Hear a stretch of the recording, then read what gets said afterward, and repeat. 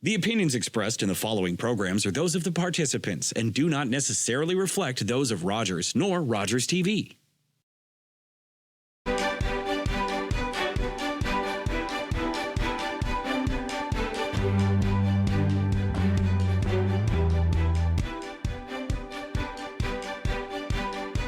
Hi, and welcome to Politically Speaking. I'm David Shearman. My guest today is Ross Kentner, who is the mayor of the municipality of Meaford. And yes, we had Ross on just before Christmas, being in his very first appearance, but he'll become a regular over the next few years. And Ross, welcome. Good to have you back again. Thank you very much, David. Now, Ross, are you comfortable in the video realm because you spent a lifetime on radio? Well, I have a face for radio. That's what we all say anyway. For sure. And I know I have a lot to learn about the television world, but I'm always ready to learn new things. Good, because let's not forget that Rogers TV does broadcast the Meaford Council. And so you're not just on Politically Speaking, you're on Rogers Council as well. Correct. Yeah. And actually, that's true of all of our several of our municipalities, including Owen Sound and, of course, Great County Council, which we'll get to in a little bit. But you're kind of getting into the groove, aren't you, now at Meaford Council? Yes, and I just want to, if I can start with one thing, I just due to unforeseen circumstances, we have to postpone the mayor's New Year's levy. But it is rescheduled for Sunday, January 29th. It's coming up. And if I may, a little commercial here, from noon until 2, I'll be at the Meaford and St. Vincent Community Center where there's free skating. And then from 2 until 4 at the galleries in Meaford Hall. And there's always an art show there. And there will be light refreshments. And I'm sure the rest of council will be there and some staff. Be a great opportunity to meet and greet and fraternize with your council, your new council. Mm-hmm. Interesting, because I've heard it said that levies are passé, or levies are, and I'm glad to see that Meaford is upholding the tradition. Well, I looked into, me as the Georgian Bay explorer, I looked into levies, and actually they stem from colonial times, which have very little to recommend them in terms of democracy. But the fact of the matter was, it was an opportunity for commoners, and pardon the use of that expression, but the ordinary folk to rub shoulders with those in power. And believe me, being in power in those days and being a mayor today are two entirely different things. But I just think it's a great tradition, and it would certainly have been a lot more celebratory about New Year's. But I didn't want to miss this, and I'm sorry that we had to postpone it, but I'm looking forward to meeting everyone on the 29th. Well, as you said, there will be light refreshments. As always. Well, you're as I said, you're just getting into the groove as a municipal council now. Sometimes you could say that this is a time of building, because you've got councillors. You're building basically a new council, and as the chief, as the presiding magistrate, you're the one who kind of sets the tone, don't you? Yes, it is an opportunity. That's why I ran for mayor, was because, not because I really needed more work, and there is a lot of work to it, but it is because I felt that it is the pivotal position if you want to just set a new direction or change the tone, not necessarily change the channel, but change the tone. And I actually branded my campaign, as I said the last time we talked, as positive change. And that, I think, resonated with people. And I find that as we go through council meetings, everything we do is being sort of held up to a lens of positive change. And ratepayers are going to hold my feet to the fire. I know that. They always do. I hate to tell you, Ross, they always do. And it's one of those natures of our democracy. We're in a really good position for what we're trying to do at this point in time, which is sort of set the agenda and the tone for these next 4 years. Our official plan update puts the focus on growing our communities sustainably while protecting our environment. And There was very strong public participation in the process last spring and summer, and that for that reason, I was very disappointed in the election turnout of voters. But anyway, so council is in the process of a planning visioning exercise for the next year. We'll do this, very, very quickly, I hope. And I'm thinking, something inside of 4 months that will really lay out how we do the plan for the next 4 years. And I hope that this will culminate to this planning process with a town hall meeting somewhere around 100 days into our term, so that, because we talked about, different people mentioned that. It wasn't my idea necessarily, but different candidates talked about a meeting 100 days into the new term to, get back to the public and say, these are the things we talked about in the campaign, and this is what we've done so far. So. Mm-hmm. Well, that 100 days is not an uncommon political benchmark. That's right. It goes back to the days of FDR, but every politician kind of likes to show that they've done something, that the thing is, the things that we're trying to do actually are quite time consuming, because one of the main ones is to restructure our committee structure. And that is proving to be not easy, and it's nobody's fault, but it is challenging. We have to change our procedural bylaw, we probably have to, different strokes for different folks. And I think that all committees are not equal in their scope, in their objectives and goals, and so it is going to take some work. But we all, I think, are in agreement on the committees that we need. And I'm going to say right off the top, we need a economic development committee, what would I say, a growth ready committee that is going to lead us into the next 4 years, because there is so much development headed our way, and we have to be ready for it. There are important opportunities coming, but we could miss them if we aren't ready.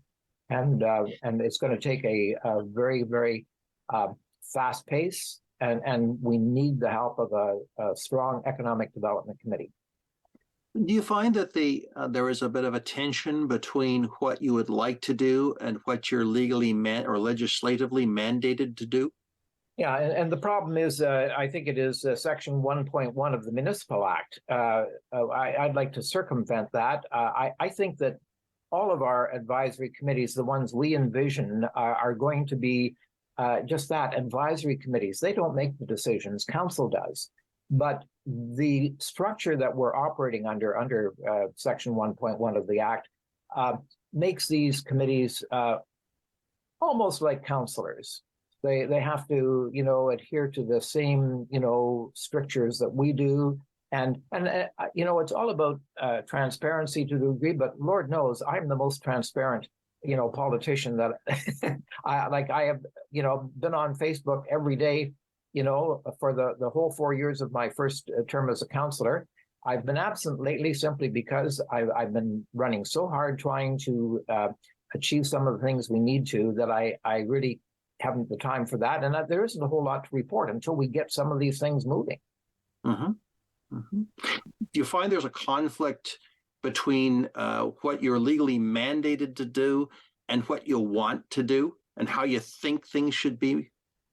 There is, and really the problem is right in Section 1.1 of the Municipal Act, where the committee structure that we have, it parallels really the council makeup. So everybody is got all the strictures that a councillor does. And these committees are really advisory committees. They're not there to make decisions. We'll make the decisions. And so there really is no need for the committees to be just that tightly, constricted.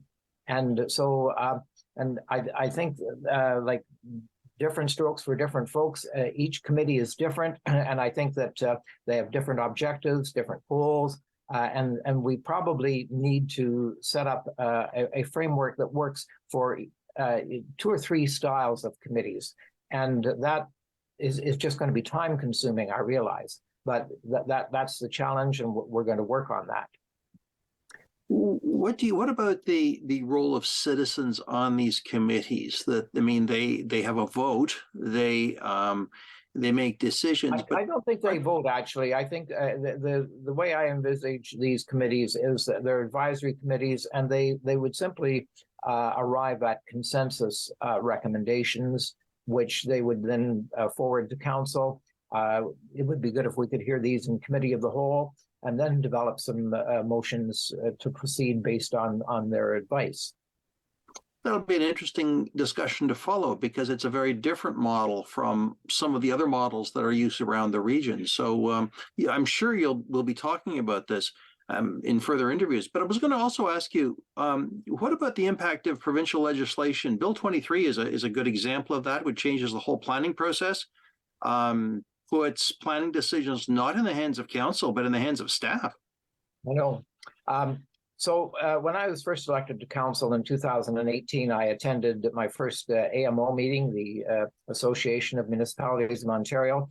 And I imagine that Carol has probably, been to some of these and told you about them. And it was just like getting a whole new window on the municipal world. So I'm headed Sunday to the Roma conference in Toronto, and definitely the province's aggressive bills to speed up housing development are on the agenda, and we'll see what we can, learn from that. Depending on your viewpoint, they also want to either rein in or even eliminate conservation authorities. And in our area, we have, I think some of the leading conservation authorities. And interestingly enough, they are examples because they not only, approve things about, protecting us from flooding and from, devastation such as occurred in Hurricane Hazel when conservation authorities were first brought in. But they also are into public education, into providing parks and interpretation and many things like that. And those are the things that the Ford government is trying to, I think, curb. And it's going to be very interesting. I know that we have a discussion on Monday about the fact that the Grey Sauble Conservation Authority is looking at a 5% increase for their budget to us. And we're not looking at a 5% increase, I can assure you. So I think we're all a little concerned about that. So, there's pros and cons, but the biggest issue as far as the provincial government's legislative changes right now are that, we're kind of in limbo. We don't really understand the full impacts, and we really don't understand the rationale for some of these things. So I'm hoping that at Roma, which deals, the focus is definitely on the rural municipalities, which we are. I hope we can learn something. Will your municipality have a deputation on any particular subject to any of the ministers? That's an excellent question. I don't believe we have in Meaford, but that isn't to say that we aren't going to use the time to definitely influence key people that we have in mind. But I would say that the county maybe is, and the thing about it is I also missed the last meeting of council, and I'm a county council, and so I wasn't there previously. I as the alternate, which I was for 4 years, I did have a stint in the absence of Mayor Klumpus. That would have been about 3 years ago. So I'm still a very new county councillor. Well, I think the in the past, the idea of having an audience, if you will, or a deputation is the proper term, at Roma and at AMO, is to present your case to a particular minister, so that and the way it's been described to me is everybody sits around and all the aides take notes, and you make your arguments, and the minister says, "Thank you very much. We'll consider what you've presented, and away everybody goes. And you don't know if you've made an impact or not. But That doesn't surprise me, but I think it's important that we forge closer relationships. Like I've gotten to know Rick Byers a lot better than I did previously, and it will be the same with other politicians at both levels. Yeah. One of the things that also can happen at Roma, as well as AMO, is the government will release key policy statements, and there are those who parse all the government's speeches for all the significant meanings. I remember one meeting of actually it was the Association of Healthcare Organizations, and the minister was intended to speak, and last minute the assistant deputy minister showed up. Now you know if the minister doesn't show up, they're not interested in your agenda. It was quite funny, but serious as well. So Premier Ford is going to be speaking, and I found at AMO going back, I think the first year that I was elected, I found that he made quite an impression, and I know he's had, he's ridden a quite a wild horse through COVID, and now he has a lot. Even though he was, elected handily last June, I think he has a lot on his plate right at the moment. A lot of pressure about housing. I'm not sure that he's come at it the right way by any means, but I think that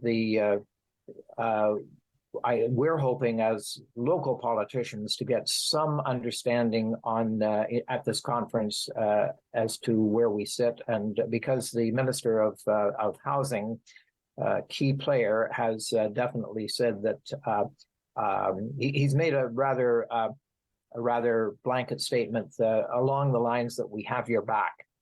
I'm paraphrasing, but so we need to see the proof. Yes, because the government has said that you can't charge the development fees that you've been able to charge, and that's a lot of municipalities are quite upset about that. So that's one thing to watch for too. Yeah, and that's a blanket statement that may or may not be quite true, and it's things like that we have to really drill down and find out exactly where we stand on many things. And it's most important for staff, because they're the people who have to grapple with the numbers and to tell us what is doable and what isn't. There's any of the discussion around the Greenbelt issues, which are much more hot further south, involving it's not being talked a lot. Is that important to the municipalities up here? I think it's important to all of us, because once the green belt is gone, you'll never get it back, and it will be and maybe if you could look into a time machine, there may be a day when the GTA is described as the land between Lake Ontario and Georgian Bay. You know what I mean? Because that's the direction it's going, and that's why Meaford is so hot right at the moment. I was going to mention to you sometime along here, if I can find my note, that back in November, there was a major real estate conference held in Niagara-on-the-Lake, and there was a full presentation on the municipality of Meaford as Georgian Bay's present hotspot. And I've had people from Collingwood and Town of Blue Mountain say, you're it. Like, Tag, you're it. Who made the presentation? Was it a developer? Or was I can't tell you. It was. I think it was a Remax real estate, conference, but it was a national conference. Conference. But we know that from a national standpoint, Town of Blue Mountains, our near neighbor, is the fastest growing municipality in the whole nation. I want to mention something too. I'd just like to say that the long rumored recession is, first of all, thought to be short and not very deep. But when I think about, for example, 2008, which is etched on people's memories, in this area, there was no impact until 2010. And within 18 months, Collingwood and Blue Mountains led a building boom that peaked in our municipality in 2022 with $100 million worth of building permits. So, the thrust of my campaign was that we're going to see very significant growth, and the challenge is simply to manage that growth in a way that retains the many aspects of both our natural and our built heritage that make Meaford the place that we all love. And I think that's very true for the rest of the southern Georgian Bay area, from Owen Sound to Midland. You know what I mean? It really is. I don't think growing is our problem. And so to come back to the Greenbelt, preserving the environment is. Sure. And I think that people like the Federation of Agriculture and even those who support the things like the Bruce Trail would be all on board for that, to try and keep those places as, dare I use the word sacred? Places for population to use and to enjoy, because they are an important part of our community. Something that is going to come up at Roma that I'm interested in, David, is the whole idea of welcoming newcomers to rural Ontario. And I think that something we're going to see, we're already seeing it in tourism. Now, when we see tourists coming into the area, they are not homogenous white like we are. There are many colors of people and ethnicities coming to see this area because they've just discovered it, and they've just reached a point in their lives in Canada that they have, that they can take holidays and they want to see and explore the country they're living in, because they don't see past the towers in Toronto.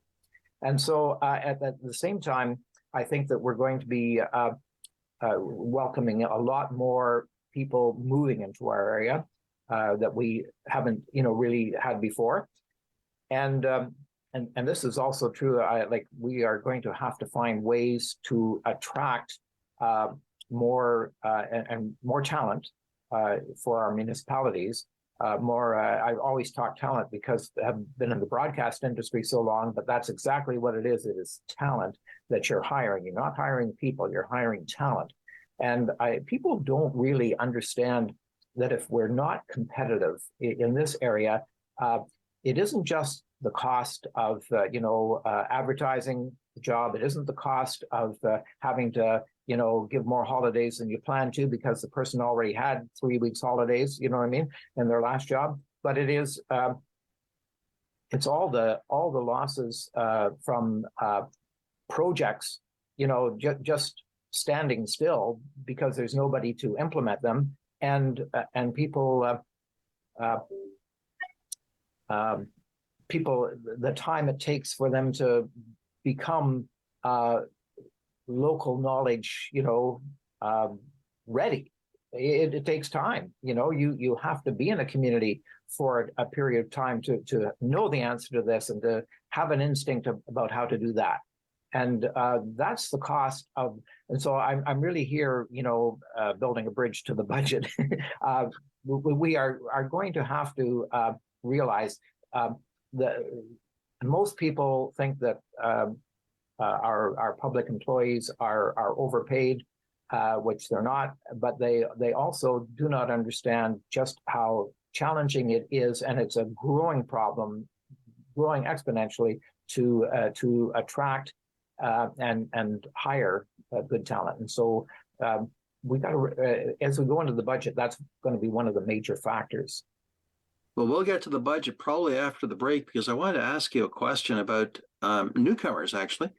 How do you propose to manage expectations? One of the things that I continually come across is, you've got wonderful rocks, trees, and water, great beach, wonderful to walk in the countryside, but how come my garbage doesn't get picked up every week? Or in fact, I've encountered this, in fact, here in the city, people from Meaford coming over to Owen Sound because they had more garbage than they could put out, so they had to drag it all the way over to Owen Sound. And they said, why? Why doesn't Meaford have its own transfer station? So, I mean, they're small examples, but they're managing expectations. How do you propose to do that?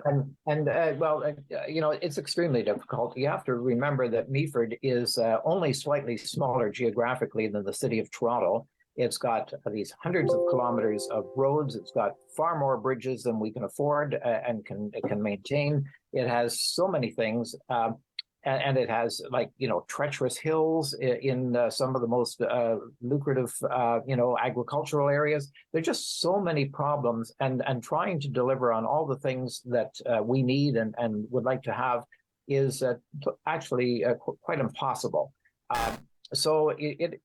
We deal with this every week or every council meeting. Things come up. We made a decision on Monday that we would finance in our operating budget for 2023 styrofoam pickup every week or every regularly, yes, and things like that. But I agree with you. People and many people, I hear it all the time, say that, especially in Old Sydenham Township, that all we get is garbage collection, and you have to pay $4 a bag for that, But I have made a note here because I spent a lot of time in Old Sydenham and in St. Vincent Township during the election, and I think that this new council, is really listening to these people in these rural areas and trying to address their concerns. And I got a couple of examples here. See if I can just give them to you here. I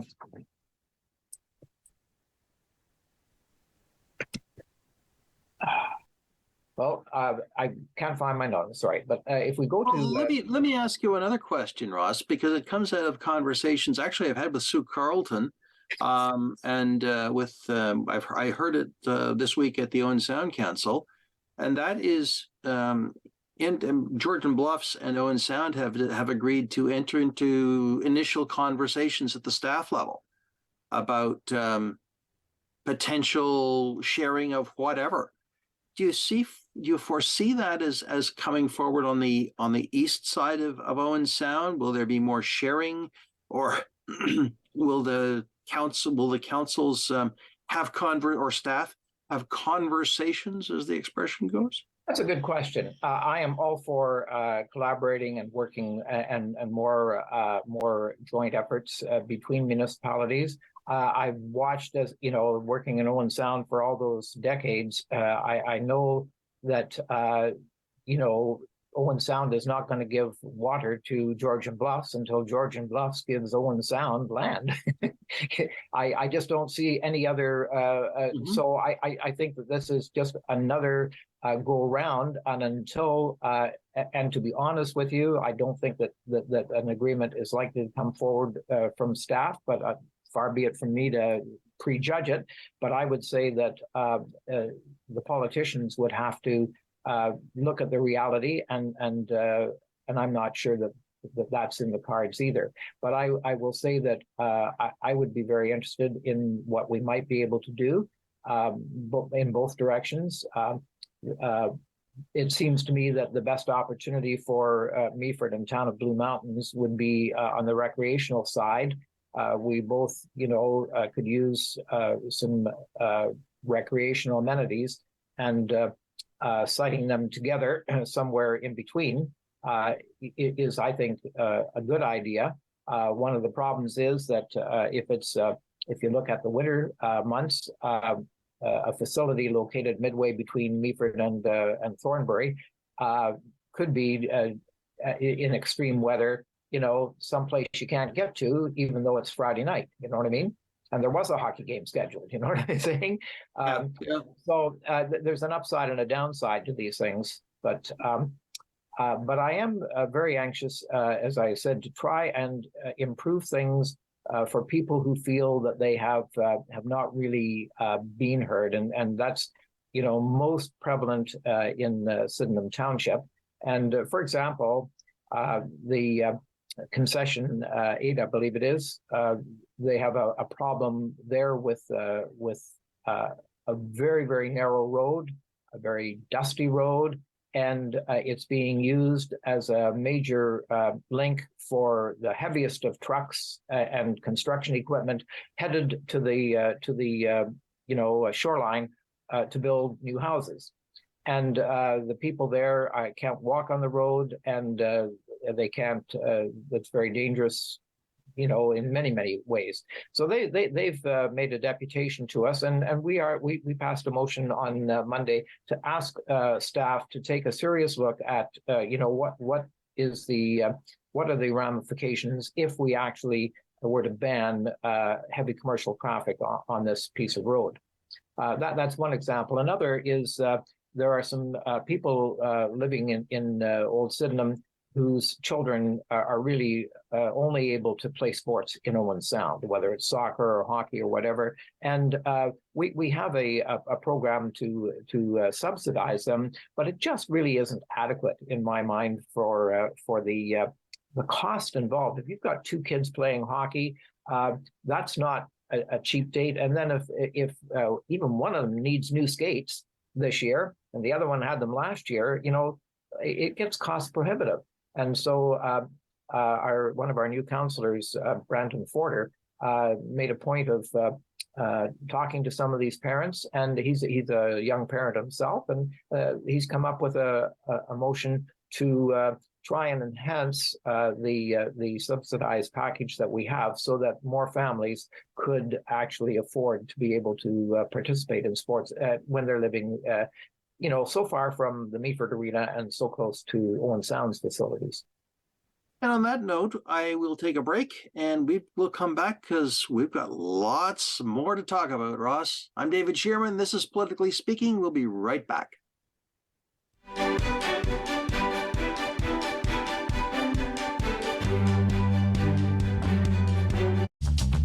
This program is brought to you by Ignite TV.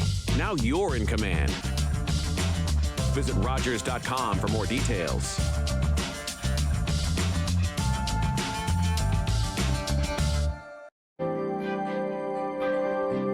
This is Rogers TV. My Uncle Cheney was one of over 150,000 Indigenous children that were taken to residential schools between the 1800s and 1996. My uncle ran away from school wanting to get home to his mom and dad, and sadly he didn't make it and died of exposure. When Gord Downey found out about my late Uncle Cheney's story, he wrote Secret Path, a series of poems that became an album, then a graphic novel, a documentary, and a concert. Gord met my family, and together we formed the Gord Downey and Cheney Winjack Fund. Together, we are sharing Secret Path and other reconciliation resources with legacy schools, setting up legacy spaces across Canada, and hosting events like Secret Path Week to inspire all Canadians to engage in reconciliation. Before he left us, Gord asked us all to do something.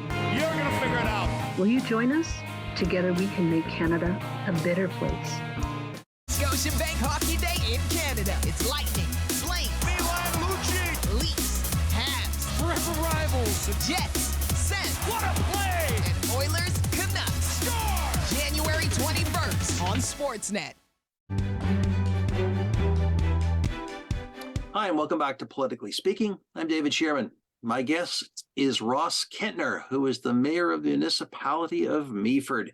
Ross, good to have you back because we got a lot more to talk about. There's no shortage, is there? There never is. That's the neat part about this show and about municipal politics. Always something. Always. As I'm sure you've discovered as a politician, there's always something. Well, let me ask you. We alluded earlier to the budget, and this is the time when that 800-pound gorilla in the room becomes real. What's the timeline for budget deliberations in Meaford? Well, I think early on, I think staff was very anxious to get on it and get it done. Really, I think the new council's priority is to get our priorities straight and to try and actually map out a plan of action so that we can get something done early on. The budget is going to be, hammered out no matter what. And in my mind, I've never been in a big hurry because I like to, a little bit like Councillor Bartley, I like to see what other municipalities are doing in our area. And I also think that taking some time to get it right is extremely important. And I felt it's in the 4 years of my first term, a lot of pressure to get her done. And I feel that under my, time as mayor, I'd like to see it a little more, I think, thoughtful and thorough process. So, it is a more thorough process than it used to be, and I credit Councillor Tony Bell for some ideas on that. But it is going to take a large amount of time and energy in the coming weeks, for sure. Mm-hmm. Now, is staff preparing the draft budget They for do, presentation yes. At this point? Yes, that they always do, and that brings up a point in my mind. when the budget draft comes out, it may show, just for sake of argument, an 8% increase. Well, nobody around the horseshoe is going to tolerate that kind of a tax increase. However, when you've seen 8% in 6-inch headlines, you're going to have a hard time erasing that image and that number from your mind. So maybe we get it down to half that or more, but council will have been branded as spendthrift. So I've already told staff, preserve us from that, please, and they say, well, we don't know exactly how that can be done because you put in all the numbers and the tax increase is what the product of that is. Anyway, I strongly believe that we will be, pushing back and trying to get this down. It isn't that we're a council that hasn't had increases. And we've been budgeting for years now, 1% for roads, 1% for bridges, and 0.5% for our building assets. Building in like a 2.5% increase into every budget for the purpose of keeping ahead. And the advantage is that we are nicely ahead.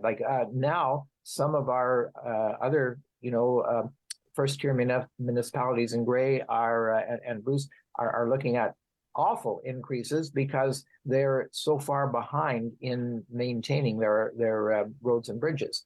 And I think, we've done extremely well in that.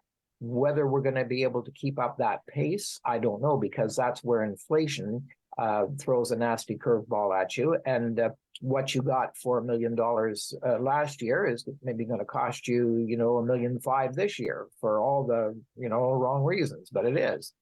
So I think that that is the challenge we're going to have. That, and I already, spoken to the fact that there's a lot of competition for talent in the area. Not every planner or financial wizard thinks of working for a small town in rural Ontario as their goal in life.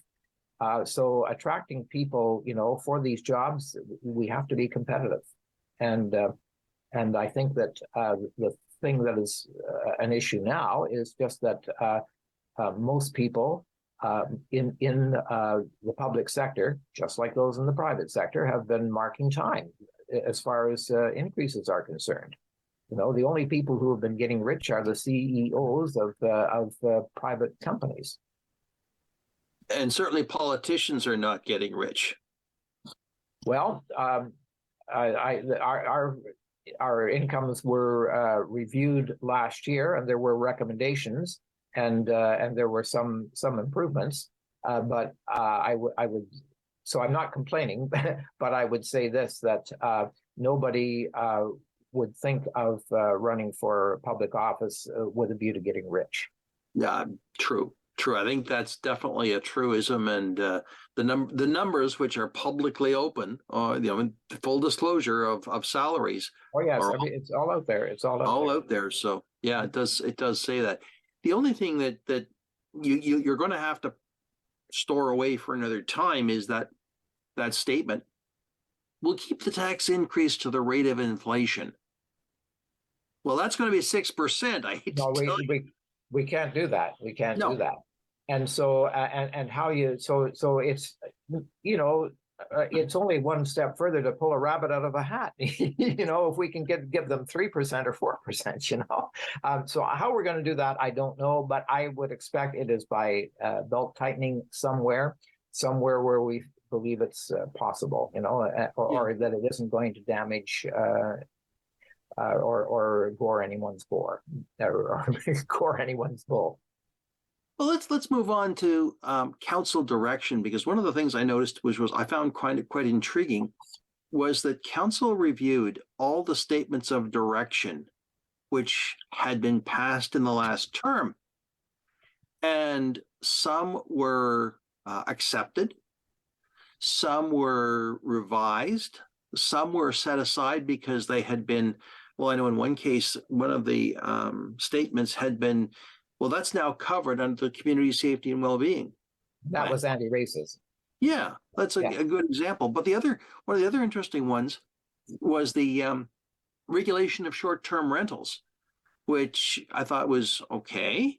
This is a common theme across Grey Bruce, but you've asked for a report and you'll get a report back.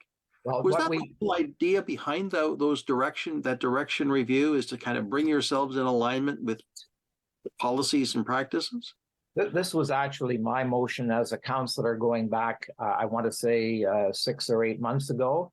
There is a backlog of things that come up, whether it's 3 or 4 times a year, for council to review. These are the things that you asked us to do. These are the things we've checked off the list. These are the things that are still there, and they stay there forever.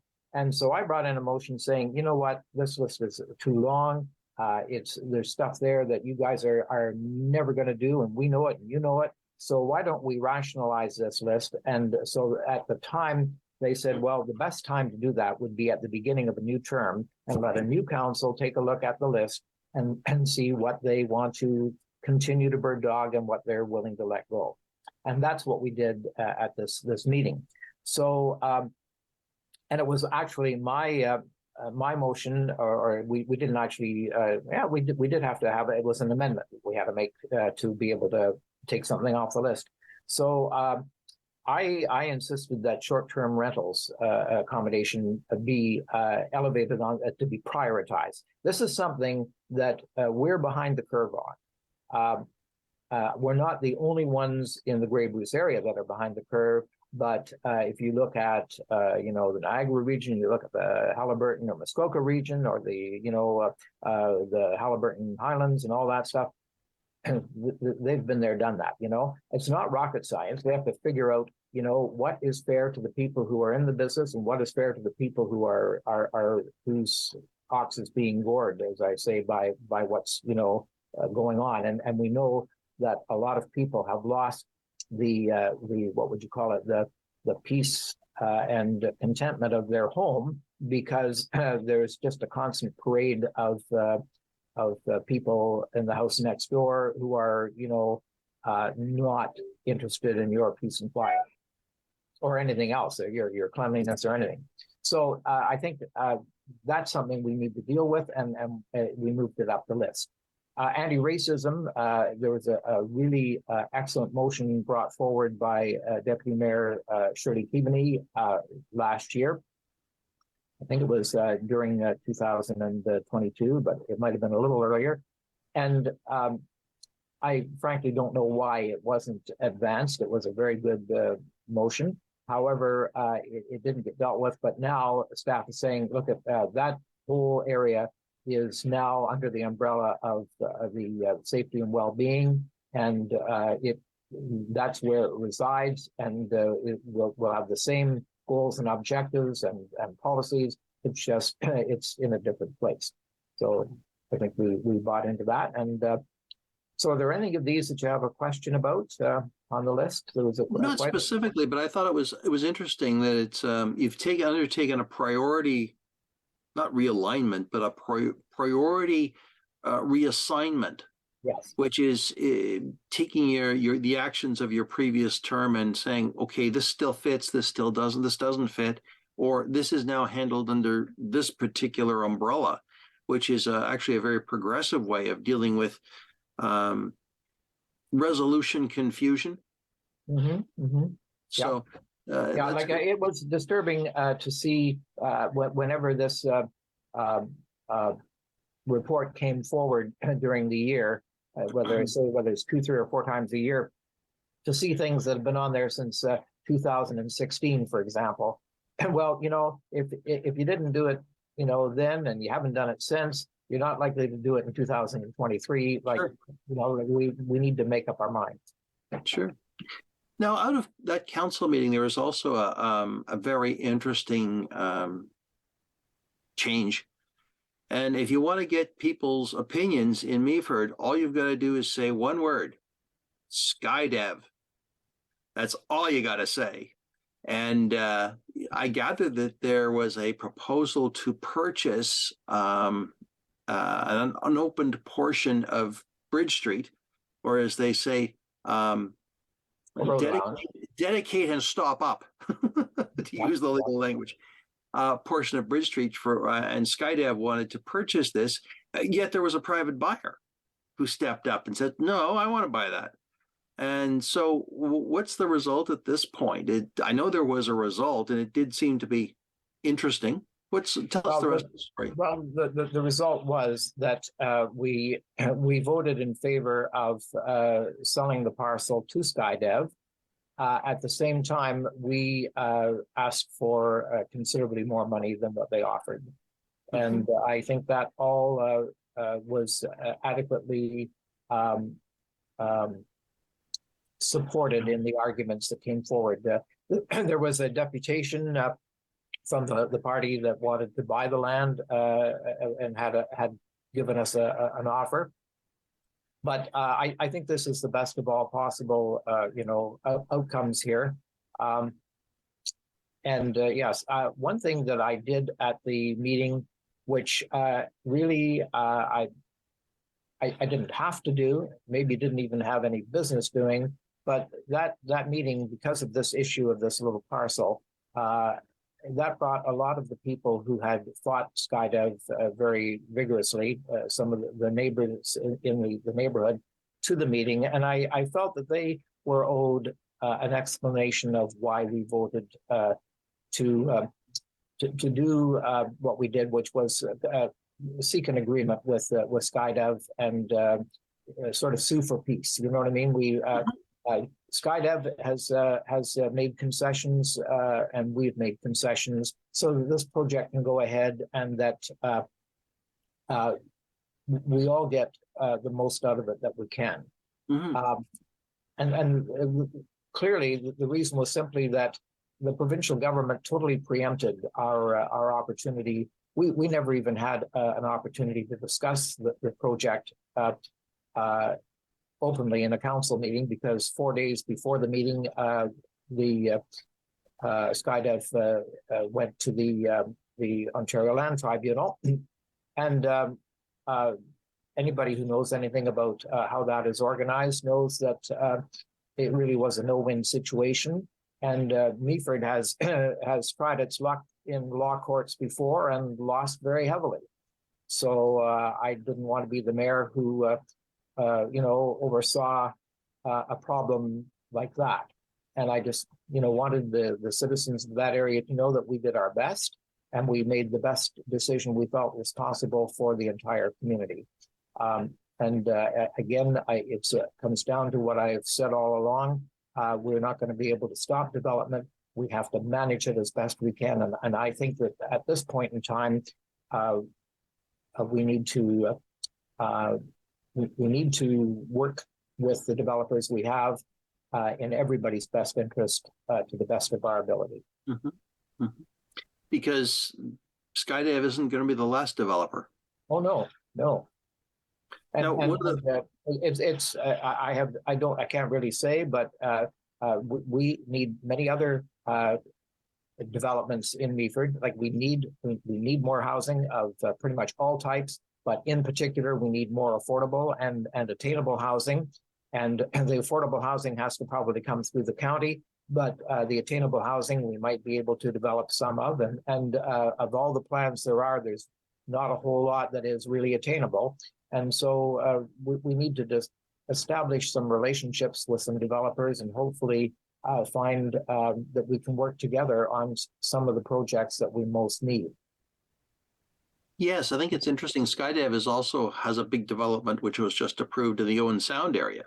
So they've got existing buildings here in the Owen Sound area, and so we are in the developers' sites at this point because we do have land, we do have facilities, we do have all these things. It's important. I'm not sure that they understand our problems that well, and I'm hoping that we can help them understand. For example, we're really a four-season tourist area. We have some great restaurants now, which are so important and crucial, but they are having trouble attracting talent, servers and cooks and so forth. And the problem is those people can't find housing accommodation they can afford. So it's critical that we develop some accommodation that satisfies the needs of the people who will actually run the businesses that we need to have a more successful local economy. Sure. Well, I think it's going to be an ongoing issue, and you and I will have further conversations about development over the next 4 years, to be sure. It's going to be a very interesting thing to watch. Let's move on to the election itself. You received a report on the election, and as I look across Grey County, Meaford was about the middle of the pack with 36.7%, well, 36.8% turnout. There were some higher numbers, but some lower numbers. And what was your take on the election report itself, the technical report? Well, the report we got is very good, and I think that the one thing that we can do in the next election is to add online voting, which would accommodate a lot of people who would otherwise be shut out. I know one of the things that my campaign team did was offer rides to people who needed a ride to vote, and I myself actually drove out to there's a housing development next to Stone Free there. It could be on the order of 60 apartments or something. The majority of those people don't have cars, and their nearest polling place was Annan. So I drove this gentleman to Annan to vote and took him back home. He said, I've got a bike. That's how I usually go. But he said, I think it might have been snow at the time, or anyway, it was not the kind of weather that you could really bike it. And so, I think we could do that. But the way we did vote last time, which was in person or by telephone, was a response to the dreadful situation in 2018 when the voting online actually went south. They lost connectivity, and so they had to extend voting for another day. Well, you don't want that kind of situation repeated, but I think that we could offer the online voting as well as the telephone and in-person voting. Telephone voting, if you like, we had, I think, I want to say 14 names on our ballot. That's a lot of work if you're doing it by telephone. A lot of key punching that, I don't know. Anyway, I think that there's nothing beats voting in person, but I think we have to do as many things as are, doable using new technology. Sure. And I think that that's generally the way what I'm hearing from across the municipalities is that they recognize that the technology our voting technology is changing and changing dramatically. I think it was, if anything, the one thing that, or two things that I heard was, which are concerns, is that internet voting isn't regulated. There are no standards. You're basically at the mercy of the vendor. And that, I think there is some hope that internet voting will be standardized. The second thing, and I noticed this, it was also in the report, was the concern over the voters list. And because each municipality maintains their own voters list. But I understand that come 2026, the next time there is an election, that won't be a concern because Elections Ontario will be managing the voters list. So we'll see. That would be good. I think that our list actually comes from MPAC. And I think that MPAC, as we know, is well, the COVID, episode set them back a long time. And I don't see as they are really on their feet yet. And so I'm not sure, but what I hear from staff is that that's the reason we lack the control we would like of our voters list. Yeah, because Impact does supply some of the information to the voters list municipally, but it's not complete, nor is it always up to date. No, that's the problem. Yeah. That's the problem. So we shall see what we shall see. 2 years from now, when you guys look at the way you're going to conduct the 2026 election, you can have this conversation. That's right. So, what was your first experience at county council like? Did I hear you say you didn't make the last county council? Well, I actually, in 2018, I headed the polls, which gave me the opportunity to be our alternate at county council. And as it turned out, Mayor Compass spent a little time in hospital in Toronto, I think that first year. And so I had a number of county council sessions before I was ever elected as mayor. And of course, I've been at county council since then, but it's very early days. I felt that I had an opportunity to contribute to one of the debates. It was the one on public transit, and everyone was, going in the direction of we have to cut costs, and we can cut costs in this area.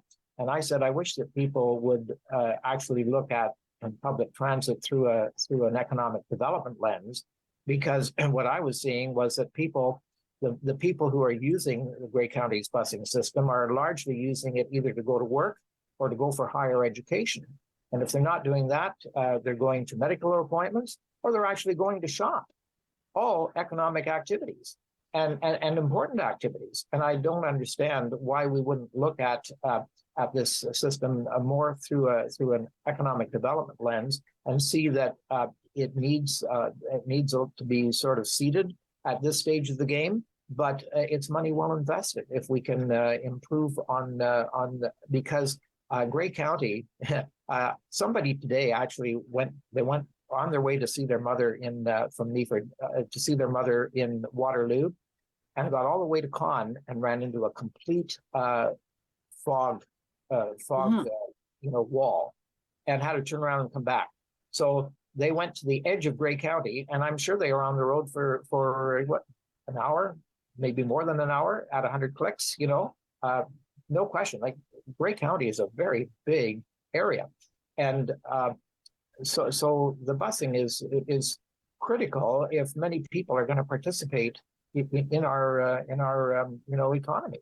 And thank you, friends, for being a part of Politically Speaking. Call the Rogers TV viewer response line, email us, or connect with us on social media.